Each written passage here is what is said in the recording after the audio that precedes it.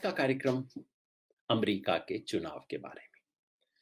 हम सबको बहुत रुचि होती है। जमींदार के घर में जब शादी होती है तो पूरा गांव समझता है कि भाई मेरे ही घर में शादी हो रही है। और हम हिंदुस्तानी मुंह में उंगली डाल के अमेरिका की तरफ देखते हैं, वाह भाई वाह, क्या लोकतंत्र है वहां का। और ऐसे मुहावरे भी चल जाते हैं ना, जैसे हम इंडिया के बारे में कहते हैं दुनिया का सबसे बड़ा लोकतंत्र, मतलब ये है कि हमारी पॉपुलेशन दूसरों से ज्यादा है, इसका और कोई मतलब नहीं है। इस तरह से अमेरिका के बारे में कहा जाता है दुनिया की पहली डेमोक्रेसी, दुनिया की सबसे बेहतरीन डेमोक्रेसी, पता नहीं, जरा सोचना चाहिए। तो ये जो मुंह में उंगली डाल के अमेरिका, इंग्लैंड, इन सबको देखने की जो प्रवृत्ति है, ये मुझे बड़ी परेशान करती है। तो मैंने सोचा आपको शुरू में कुछ बताऊं अमेरिका के लोकतंत्र की सच्चाई। फिर हम इस बाइडेन और ट्रंप के चुनाव और इसमें क्या हो सकता है, इसके बारे में चर्चा करेंगे। भारत के लिए इसके क्या अर्थ है, इसके बारे में भी जिक्र करेंगे। सच बात यह है कि अमेरिका में कोई एक इलेक्शन कमीशन नामक संस्था है ही नहीं जो कि पूरे देश में चुनाव के परिणामों की यूं करके घोषणा कर दे, जहां एक साथ नियम हो, एक जैसे कानून हो। ऐसा कुछ नहीं है। हर जगह पे हर राज्य के अलग अलग कानून हैं। और आपको पता है कितना टाइम लगता है अमेरिका में रिजल्ट आने में? ऑफिशियली रिजल्ट आने में 4 से 5 हफ्ते लगते हैं अमेरिका में। हम इंडिया में 24 घंटे हो जाते हैं तो परेशान हो जाते हैं, 24 घंटा हो गया, 6 शाम हो गई, 8 बजे तक रिजल्ट क्यों नहीं आया। अमेरिका में टीवी पे आपको सब पता लग जाएगा, लेकिन ये अनौपचारिक होते हैं। औपचारिक परिणाम आने में 2 से 5 हफ्ते लगते हैं वहां पे। क्यों? क्योंकि काउंटिंग ठीक नहीं हुई, कहीं पे बैलेट पेपर से वोटिंग हो रहा है, कहीं पे इलेक्ट्रॉनिक वोटिंग हो रहा है, कहीं पोस्टल बैलेट आए नहीं, कहीं पे अलाउ नहीं करते, किसी राज्य में पंचिंग से वोटिंग होता है, किसी राज्य में पोस्टल बैलेट को कहते हैं फला दिन तक गिनेंगे, दूसरे राज्य वाले कहते हैं नहीं हम तो 2 हफ्ता इंतजार करेंगे। मजाक लग रहा है ना आपको? ये सब अमेरिका में होता है। अमेरिका का सिस्टम एग्जैक्टली यही है।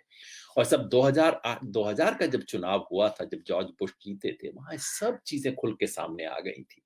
और सारा चुनाव टिका था फ्लोरिडा नामक स्टेट पे। और उस फ्लोरिडा स्टेट के चुनाव में क्या नियम अपनाए जाएंगे गिनती के समय, उसका फैसला वहां का गवर्नर कर रहा था, जो कि जॉर्ज बुश का भाई था। अब आप समझिए, ऐसी चीज अगर इंडिया के बारे में होने लग जाए ना, सारी दुनिया में हो जाए, अरे फ्रॉड है, डेमोक्रेसी तो है ही नहीं। ये सब अमेरिका में होता है। वोटिंग, मैंने कहा, गरीबों को वोट देने का मौका नहीं मिलता।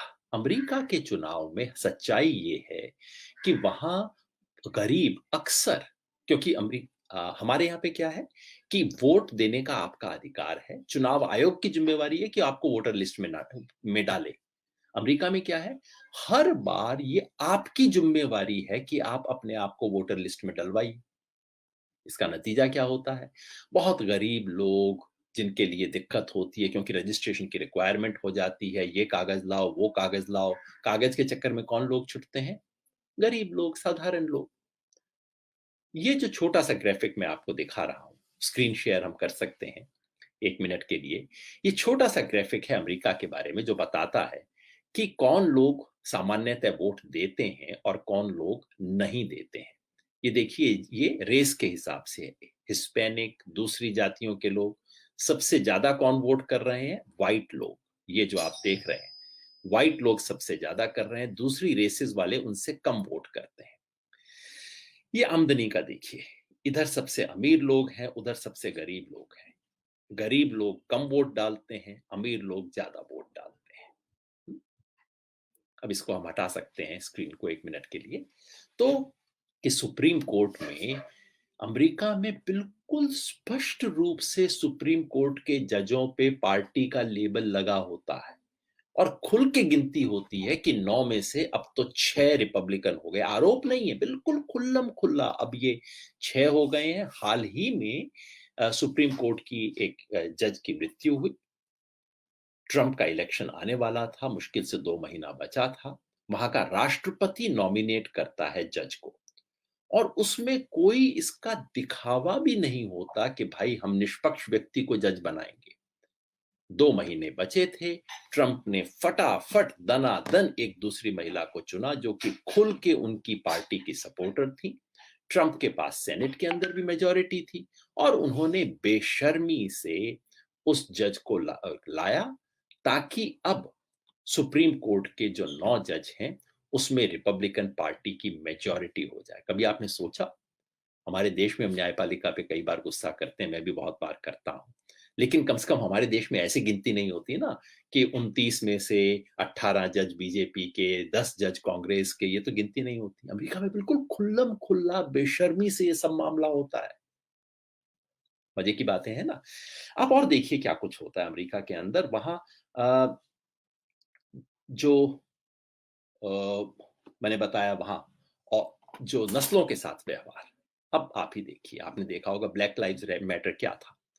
खुल्लम खुल्ला सड़क के ऊपर वहां एक अश्वेत व्यक्ति को पुलिस मार देती है, उसकी एविडेंस है।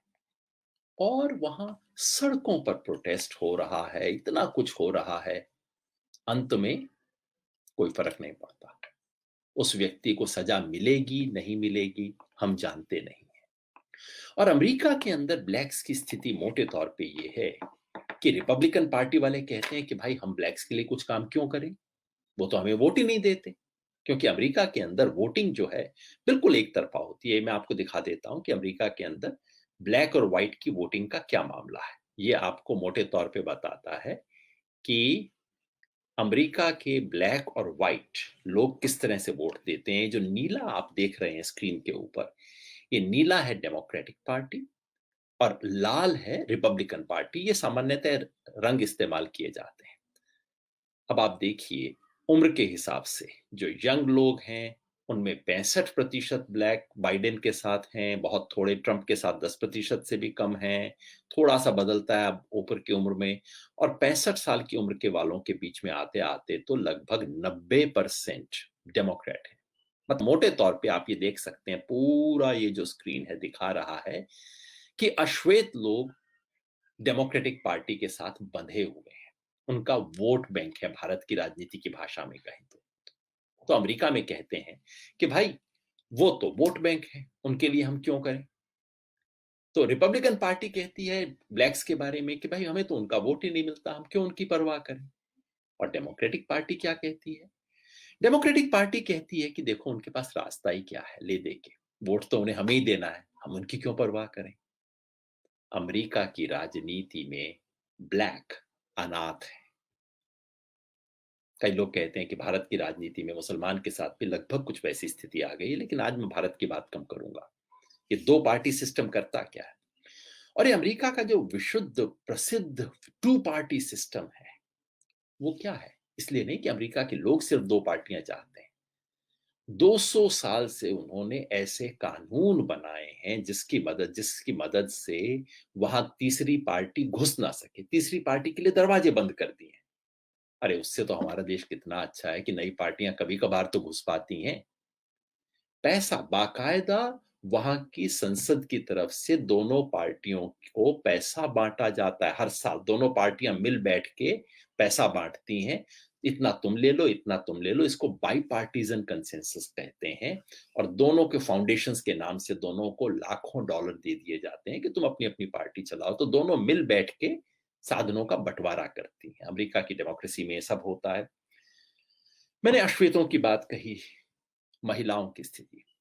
अमेरिका की राजनीति में जैसे ही कोई औरत ऊपर की पोजीशन पर आने की कोशिश करती है, हर तरह का उसके चरित्र पे लांछन लगता है, हर तरह की उसके ऊपर बातें उछाली जाती हैं। और ठीक वही सब होता है वहां की राजनीति में औरतों के खिलाफ जो कि हमारे देश में होता है। अब कमला हैरिस आ गई हैं, कई हिंदुस्तानी बड़ा खुश हैं कि भाई हिंदुस्तानी नाम है, कमला नाम है। वैसे मेरी माँ का नाम भी कमला है। लेकिन सच ये है कि उन सब का भारतीय संदर्भ के लिए कोई खास मतलब नहीं है। लेकिन कमला हैरिस के आने के बाद क्या हो रहा है? उनके व्यक्तिगत जीवन पे सवाल उठाए जा रहे हैं, ट्रंप के जीवन पे नहीं। जिस व्यक्ति के खिलाफ सेक्सुअल असॉल्ट के इतने एलिगेशंस हैं, जिसके खिलाफ ऐसी ऐसी बातें हैं जिसका मैं जिक्र नहीं कर सकता यहां, उसके बारे में कुछ नहीं। सब ठीक है, चलता है, चल मर्द है, चंगा है, चलता है। और एक औरत आ गई, इतने परेशान उसकी जिंदगी को खोद रहे हैं। पहली शादी हुई, कैसे छूटी, क्या टूटी, क्यों हुआ, सब तरह के एलिगेशंस आ रहे हैं। यही तो हमारे यहाँ भी औरतों के साथ होता है। तो भाई तुम किस तरह से हमसे आगे हो? मैंने कहा महिलाओं के बारे में, मैंने उस अफ्रीकी देश का उदाहरण देते हुए उस बहाने कहा था कि वहां पे सांसदों को खरीदा जाता है। हमारे यहाँ किसी सांसद को आप कुछ पैसा दे दो तो उसके बारे में कहते हैं भ्रष्टाचार। याद है वो जो नरसिम्हा राव के प्रधानमंत्री होते हुए झारखंड के जेएमएम के जो सांसदों ने वोट दिया था, जिसके बारे में केस चला था, सजा हुई थी, जेएमएम भ्रष्टाचार केस जो था। अमेरिका में ऐसा भ्रष्टाचार नहीं होता। पता है क्यों नहीं होता? क्योंकि वहां लीगल है। इसको लॉबिंग कहा जाता है। बाकायदा चेक से किसी सांसद को पैसा दे सकते हो, कह सकते हो कि भैया आप जाके मेरे लिए प्रश्न पूछ दीजिए, और ये बिल्कुल लीगल है। आप बताइए, मैं तो इसे भ्रष्टाचार कहता हूं। भ्रष्टाचार बहुत बड़े पैमाने पे है, क्योंकि वहां के राष्ट्रपति के चुनाव में जब तक आपके पास $1 बिलियन ना हो, $1 बिलियन का मतलब कोई 7,000 करोड़ रुपया, अगर आप इतना खर्च नहीं कर सकते तो आप अमेरिका के चुनाव में देखने का भी काम ना करें। आपको लड़ने का कोई चांस ही नहीं है। वो पैसा कहां से आता है? पैसा आता है दो बड़ी इंडस्ट्री से। एक है फार्मास्यूटिकल इंडस्ट्री और दूसरी है डिफेंस इंडस्ट्री। इन दोनों इंडस्ट्री से मुख्यतः पैसा आता है अमेरिका का चुनाव लड़ने के लिए। मैं देख रहा था कि फार्मास्यूटिकल इंडस्ट्री से कितना आता है। डिफेंस डिफेंस इंडस्ट्री ने पिछली बार दिया है 2.5 सैकड़ा हजार, 10,000 लाख, 10 लाख करोड़, कोई $3.5 करोड़ डिफेंस इंडस्ट्री ने वहां पे खुल के, आप समझ लीजिए कोई 100 करोड़ रुपया वहां के चुनाव में, छुपा हुआ नहीं, बिल्कुल ओपनली डाला उन्होंने। उसके बाद जाहिर है प्रेसिडेंट जो चुना जाता है उनकी बात मानता है। फार्मास्यूटिकल इंडस्ट्री भी लगभग इसी तरह का, फार्मास्यूटिकल और हेल्थ प्रोडक्ट इंडस्ट्री ने कोई $414 मिलियन कंट्रीब्यूट किए थे। हमारे यहाँ एलिगेशन लगते हैं, हम अडानी अंबानी की बात करते हैं। अमेरिका में बिल्कुल खुल्लम खुल्ला ये सारा खेल होता है। और ये वो देश है जहां राष्ट्रपति किस किस तरह की बात करता है। राष्ट्रपति ट्रंप कैसे कैसे झूठ बोलते हैं, अगर आप उसकी सूची देख लें तो मतलब सचमुच हमारे यहाँ के स्थानीय एमएलए और छोटी छोटी झूठ बोलने वाले लोग और ये शरारत करने वाले छोटे मोटे जिनके बारे में हम दिन रात बोलते रहते हैं, बेचारे तो कुछ भी नहीं है।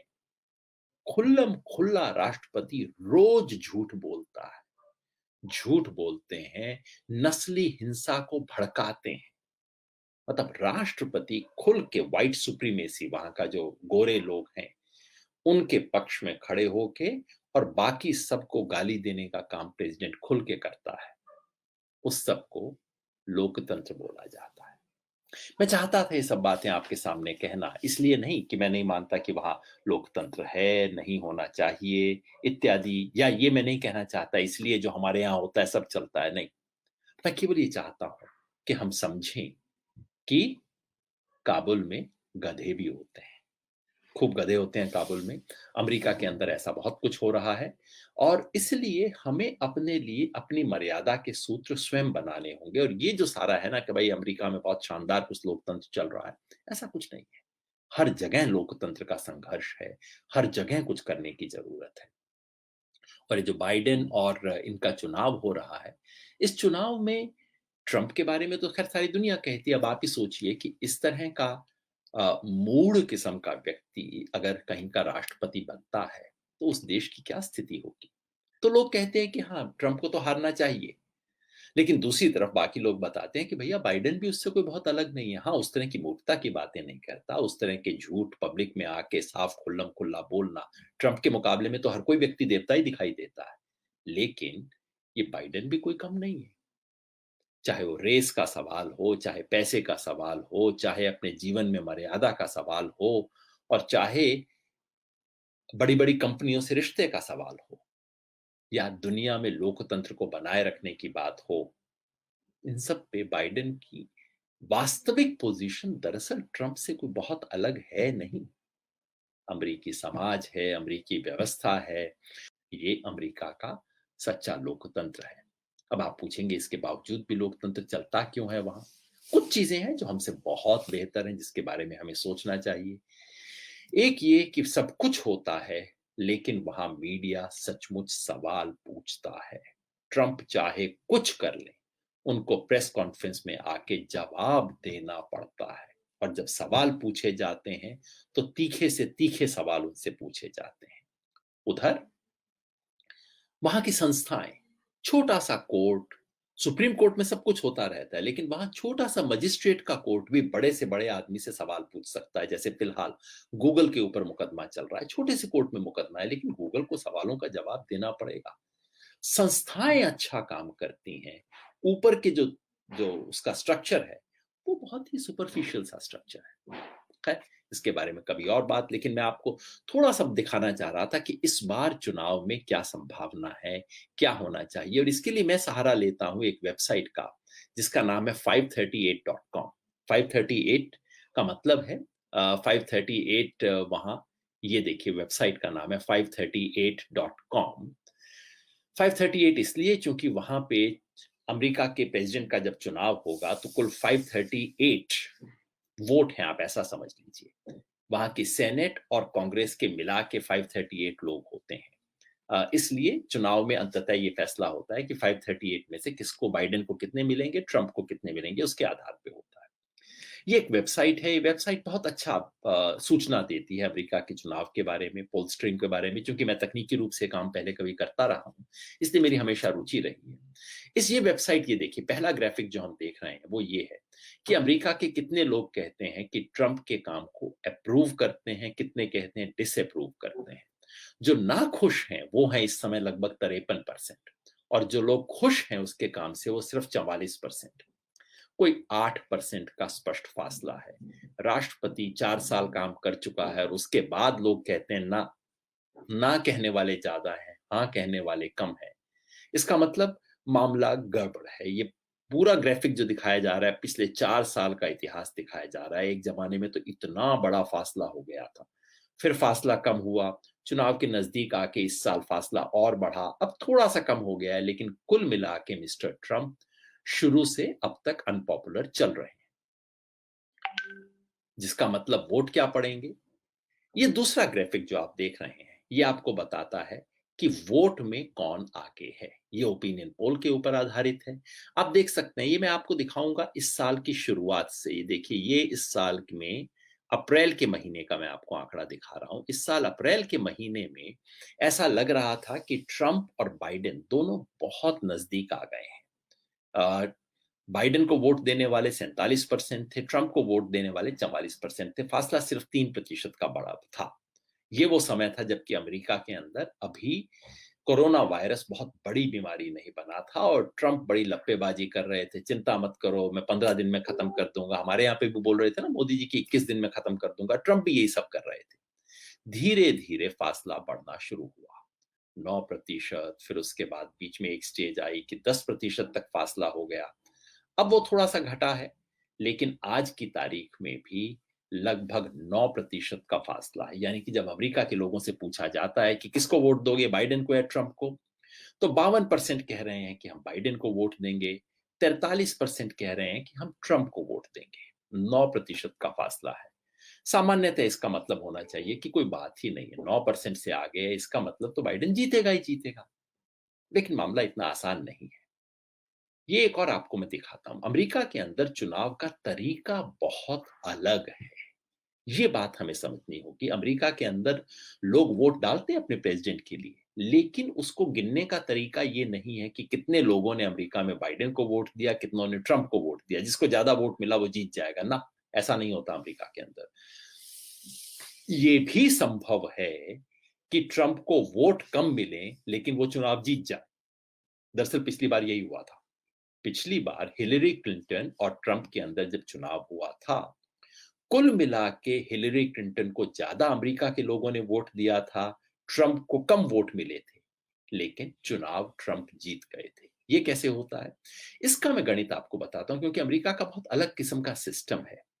ये अमेरिका के अलग अलग राज्य हैं, 50 राज्य हैं अमेरिका में।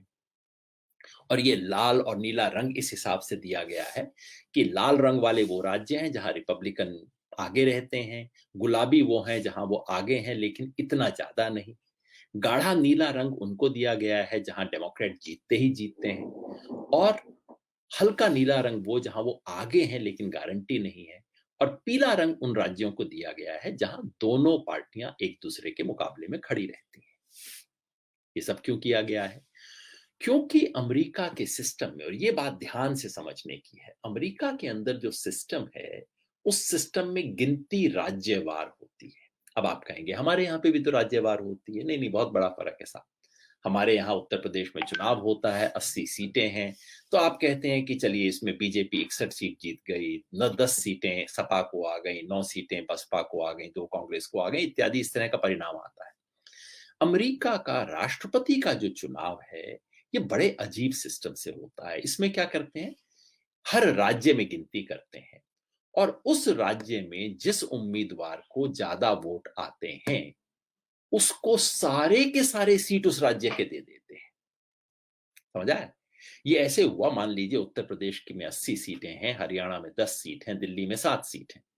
दिल्ली में अगर मान लीजिए बीजेपी को, आम आदमी पार्टी से 2% ज्यादा वोट आता है, तो दिल्ली की सातों सीटें बीजेपी के खाते में। हरियाणा में मान लीजिए इनेलो पार्टी, मान लीजिए कांग्रेस, उसको बीजेपी से 5% वोट फॉल, सबसे ज्यादा वोट उसको आता है, तो 10 की 10 सीट उसके खाते में डाल देंगे। उत्तर प्रदेश में 80 सीटें एक साथ, और वहां थोड़ा सा भी फासला, जो भी पार्टी सबसे आगे होगी 80 की 80 सीट उसको पकड़ा दी जाएगी। 538 का गणित होना है, जिसका मतलब है, इंपॉर्टेंट बात यह है कि कौन पार्टी कितने राज्य जीतती है, और वो राज्य कितने वजन वाले राज्य हैं। अब ये खेल है। ये जो मैप है, इसके अंदर छोटे छोटे अक्षरों में दिखाया गया है कौन पार्टी कितना, किस राज्य को कितना वजन है।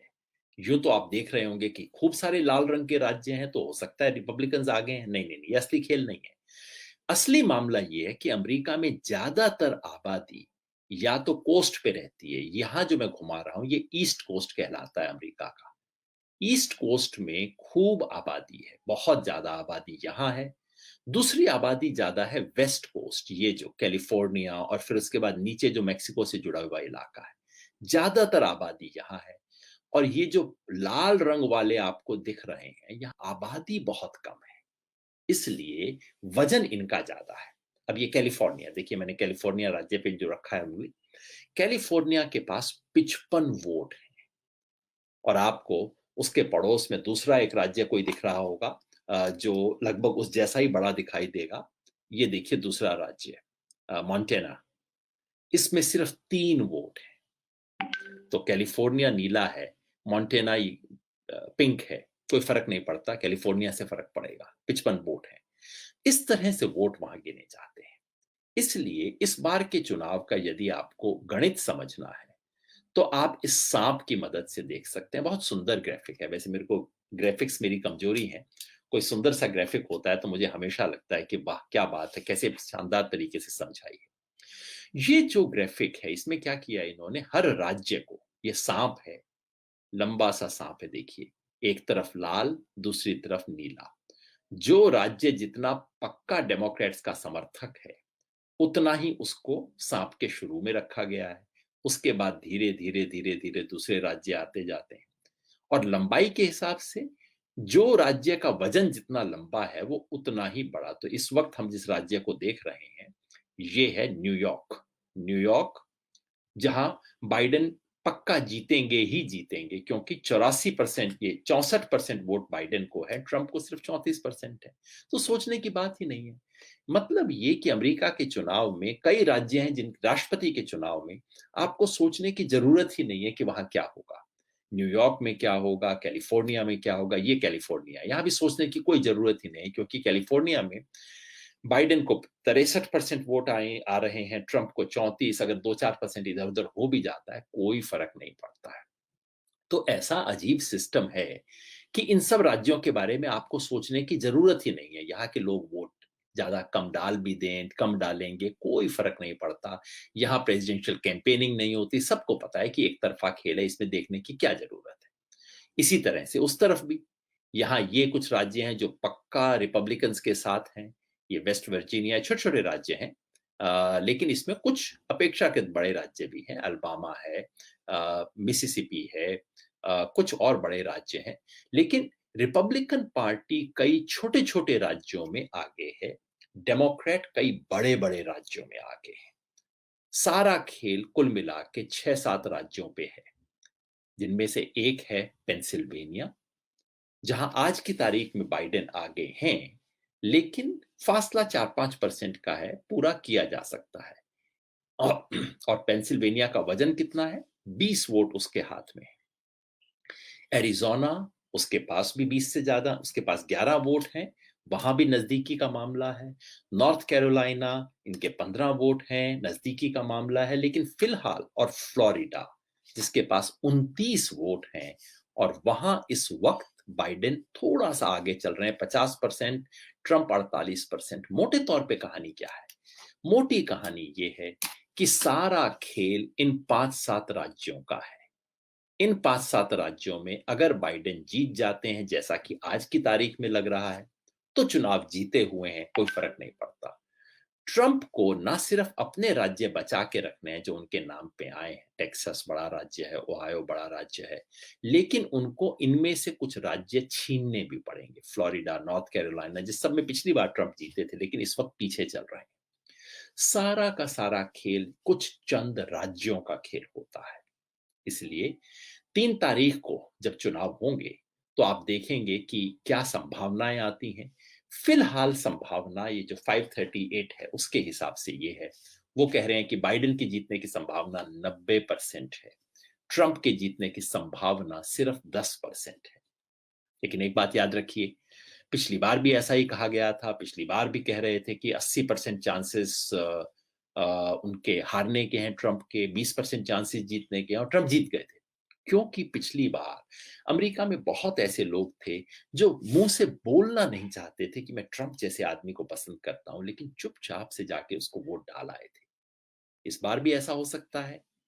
चांसेस कम है, आप मुझसे पूछें तो मुझे लगता है कि नहीं, इसके चांस काफी कम है ऐसा होने के। और वजह यह है कि अब तक ट्रंप ने जो करना था कर लिया था, और इसलिए आज की तारीख में बाइडेन जीतेंगे, स्पष्ट जीतेंगे ऐसा लगता है। लेकिन क्या उससे कोई बहुत बड़ा फर्क आएगा? कुछ लोग बहुत उत्साहित हो जाते हैं। ट्रंप जी ऐसे व्यक्ति हैं कि उनको बस ट्रंप किसी तरह से चले जाएं, ये देखने भर से बहुत लोग खुश हो जाते हैं। लेकिन जैसा मैंने पहले जिक्र किया, ट्रंप और बाइडेन की बुनियादी नीतियों में इतना अंतर नहीं है। और जहां तक भारत का ताल्लुक है, जहां तक बाकी दुनिया का ताल्लुक है, अमेरिका का प्रेसिडेंट ही होता है। जब बराक ओबामा जीते, बराक ओबामा मेरे विचार से अमेरिका ने पिछले 20-50 साल में जितने भी प्रेसिडेंट हुए थे, उन सब में सबसे इंटेलिजेंट व्यक्ति था बराक ओबामा, और सबसे, आप उसे मानवीय भी कह सकते हैं। कम से कम दुनिया के प्रति दृष्टि एक समझदार दृष्टि थी। बहुत दिनों बाद अमेरिका का राष्ट्रपति समझदार दिखाई देता था। बराक ओबामा ने भी दुनिया में वही काम किए जो कि अमेरिका का प्रेसिडेंट करता है। यही नहीं, अपने आंतरिक मामलों के अंदर भी बराक ओबामा ने उसी तरह की आर्मी भेजी, वही काम किए जिसके लिए अमेरिका के प्रेसिडेंट बदनाम रहते हैं। तो इसलिए इतना मैं कहूंगा, जरूर देखें। और अंदर से तो मैं भी चाहता हूं कि भाई कम से कम ट्रंप जैसा व्यक्ति तो जाए, तो पूरी दुनिया पे दाग है कि इस तरह का व्यक्ति दुनिया के सबसे ताकतवर देश का राष्ट्रपति है। लेकिन कोई उम्मीद मत लगा के रखिएगा कि इससे कुछ बहुत बदलेगा, भारत के साथ संबंध बदलेंगे, ये कमला हैरिस आ जाएं, बाइडेन आ जाएं, इससे कोई संबंध भारत के साथ इंप्रूव हो जाएंगे, ऐसा नहीं होने वाला। और ये ट्रंप मोदी को 2 जप्पी लगा लेते हैं और हाउडी ट्रंप हो जाता है, इस सब से हमारे प्रधानमंत्री खुश हो जाते हैं, अमेरिका पे कोई फर्क नहीं पड़ता। और आपने देखा होगा पिछले 3-4 महीने में ट्रंप ने खुल के वो सब बातें भारत के विरुद्ध कही हैं, जो कि एक दोस्त को नहीं कहनी चाहिए। बहुत बड़ा फ़र्क नहीं पड़ेगा, बारीकी बात विशेषज्ञ करेंगे, बाद में भी हम आएँगे, बात करेंगे। लेकिन ये मत समझिएगा कि बाइडेन के जीतने से दुनिया में लोकतंत्र को कोई बहुत बड़ा फ़ायदा होने वाला है, या भारत के साथ संबंध पे कोई बहुत बड़ा असर पड़ने वाला है। बहुत दिन बाद एक दूसरे देश के बारे में चर्चा की। अगर आपको हमारे वीडियोस पसंद आए तो प्लीज़ लाइक करें, सब्सक्राइब करें और शेयर करें।